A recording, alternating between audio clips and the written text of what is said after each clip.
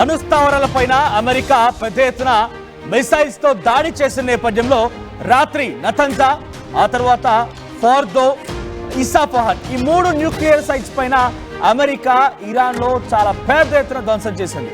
ఎక్కడి నుంచి వచ్చింది, ఎలా వచ్చింది, ఏంటి, అసలు దాడి ఎలా చేయగలిగింది, దీనికి సహకరించిన వాళ్ళు ఎవరు, ఎలా ముందుకు రాగలిగింది, ఇవన్నీ కూడా అనేక అనుమానాలు తావిస్తున్నాయి. దీంట్లో చాలా క్లియర్గా ఒక క్లారిటీ ఏంటంటే పాకిస్తాన్ భూభాగంలో నుంచే పాకిస్తాన్ దగ్గర నుండి సుమగ్లీ, పస్నీ అండ్ గ్వాదర్ ఈ ఎయిర్ బేసెస్ నుంచే అమెరికా తమకు సంబంధించిన GBU-57 ఆ మిసైల్స్ని ప్రయోగించి ఆ ఎయిర్ క్రాఫ్ట్ని అక్కడికి తీసుకువెళ్ళి B-2 బాంబర్లతోనే పూర్తిగా అవన్నింటినీ కూడా కుప్పకూల్చినట్టు తెలుస్తోంది. ఈ నేపథ్యంలో అమెరికా కూడా కొంత అలర్ట్ కావాల్సిందే.